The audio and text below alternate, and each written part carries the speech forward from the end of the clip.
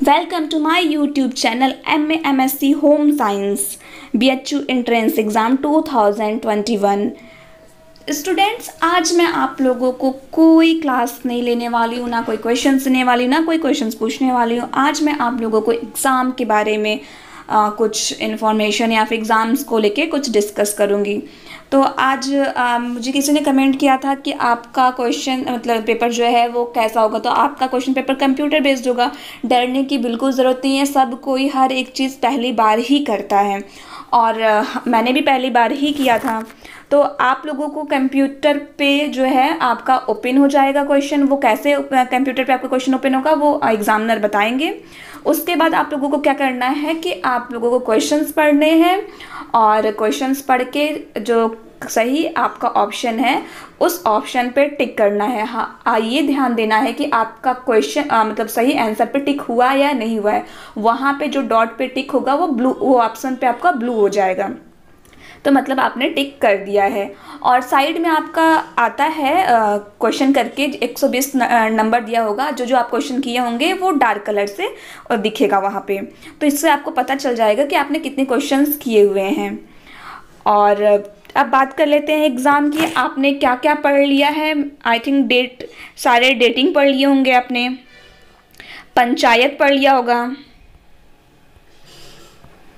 Panchayat important है आपको exam को लेके। पंचायत तो आना ही है, आना है। पंचायत भी आप लोगों ने पढ़ा होगा। और क्या कहते हैं, रंग भी पढ़ लिया होगा। रंग भी बहुत इंपॉर्टेंट। रंग से देखिए आपके 4 क्वेश्चन फिक्स हैं, वो कि रंग से आते ही हैं आपके 4 क्वेश्चंस। और डेटिंग भी आती है क्योंकि कोई ना कोई सेवाएं जो हैं, हमारे प्रसार शिक्षा की सेवाएं जो हैं वो आती हैं। और कभी कभी मोदी जी की सेवाएं आ जाती हैं। मोदी जी ने भी बहुत सारी हमारे लिए योजनाएं बनाई हैं, उनकी योजनाएं भी आ जाती हैं। और यकृत पढ़ना था। यकृत आपने पढ़ ही लिया होगा। मैंने भी यकृत के बारे में बहुत कुछ बताया। यकृत से लेके बहुत सारे क्वेश्चन बताए होंगे। अमाशय मतलब आपका जो पाचन तंत्र है आपका बहुत इंपॉर्टेंट है। पाचन तंत्र जो आपका इम्पॉर्टेंट है।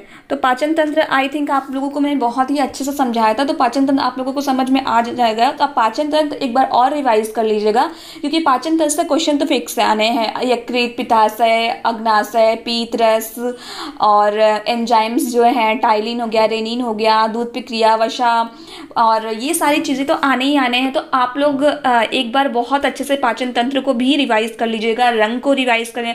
रंग के टाइप्स क्या हैं, फिर प्रांत के अकॉर्डिंग रंग, मुंडेल्स के अकॉर्डिंग रंग, और रंग जैसे कि रंग किस भावनाओं को कौन सा रंग व्यक्त करता है, इस टाइप्स के आपको कलर्स भी पढ़ने हैं। उसके बाद टेक्सटाइल में क्या है कि टेक्सटाइल में आपको ऑक्सीकारक, अवकारक ये आपको पढ़ने हैं कि कौन कौन से जो केमिकल हैं, मतलब रासायनिक केमिकल, वो हमारे ऑक्सीकारक हैं, कौन कौन से अवकारक हैं, या फिर हमारे किस कपड़े के लिए ऑक्सीकारक का यूज़ होता है और अवकारक का यूज़ होता है। और ये परिसज्जाएँ जैसे सनफ्रॉजिंग होगा, मॉइस्चराइजिंग होगा, ये सारी परिसज्जाएँ, मैंने परिसज्जाओं का भी वीडियो बनाया हुआ है। परिसज्जाएं आप जरूर पढ़िएगा। परिसज्जाएं भी आती हैं। और फिर उसके बाद आता है फैशन में आपका ये आता है फैड हो गया, ट्रेंड हो गया, क्लासिक फैशन हो गया। ये क्या है, ये आता है। जैसे कि फैड हो गया कम अवधि वाला, क्लासिक हो गया अधिक अवधि रहने वाला फैशन। ये सारी चीज़ें हो गई, आपको ये पढ़नी थी, ठीक है। और प्रसार शिक्षा, प्रसार सेवा, सामुदायिक विकास कार्यक्रम हो गया।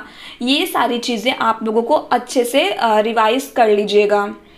और आपका सिलाई मशीन के जो पार्ट्स हैं उस पार्ट्स का नाम और उनके कार्य, ठीक है।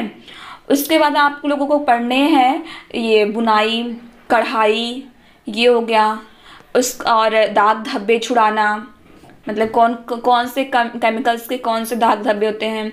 आपने टेक्सटाइल में तो पढ़ी लोग लंबे रेशो क्या कहते हैं, छोटे रेशो क्या कहते हैं, और कौन सी कढ़ाई कहाँ की है। ये पूछना तो फिक्स है कि कौन सी कढ़ाई, कोई ना कोई कढ़ाई का नाम देगा और बोलेगा ये कहाँ की कढ़ाई है, या फिर इस कढ़ाई के मतलब इस प्रदेश की, इस जगह की कढ़ाई का क्या नाम है। ये तो फिक्स है, पूछना ही पूछना है उनको। और आप लोग तो इस अकॉर्डिंग आप लोग तैयारी करिए। पाचन तंत्र आप पढ़ लीजिएगा सब। मैंने आपको जहाँ जो जो क्वेश्चन में आना है मैंने अपने वीडियो में लगभग सब कुछ बताया है, और 4 साल का मैंने पेपर भी सॉल्व कराया है, पेपर भी आप अच्छे से देख लीजिएगा। ऐसे भी आपके पास अब टाइम नहीं है, बस आपको रिवीजन करना है, तो आप बस रिवीजन करिए, अच्छे से रिवीजन करिए और क्वेश्चंस को आप अच्छे से पढ़िए। पहले क्वेश्चन पढ़िए, उसके बाद उसके ऑप्शंस को पढ़िए, उस ऑप्शन को अपने क्वेश्चन से रिलेट करिए कि मतलब आपका ये जो ऑप्शंस है वो हमारे क्वेश्चन को रिलेट कर रहा है या नहीं कर रहा है। ठीक है, तो आपको क्वेश्चन पढ़ने हैं और क्वेश्चन बहुत अच्छे से पढ़ने हैं, क्योंकि कभी कभी क्या क्या कहता है कि हम लोगों का क्वेश्चन जो एग्जामिनर है वो हमारे दिमाग से खेलता है। क्वेश्चन आपको स्टार्टिंग से सब दिया रहेगा, लास्ट में जैसे होता है कि नहीं कर देता है और हम पढ़ जाते हैं और नहीं छोड़ देते हैं, तो हम गलत टिक लगा के आ जाते हैं। तो आपको क्वेश्चन एकदम ध्यान से पढ़ने हैं, फिर उसके ऑप्शंस पढ़ने हैं और सही ऑप्शन पर टिक लगाना है। और हमारा BHU एंट्रेंस एग्जाम में माइनस मार्किंग होता है। आपका एक क्वेश्चन गलत होगा तो आपका एक जो क्वेश्चन गलत हुआ उसका पूरा नंबर गया, लेकिन आप जो एक सही क्वेश्चन किए होंगे उसका 1 नंबर चला जाएगा।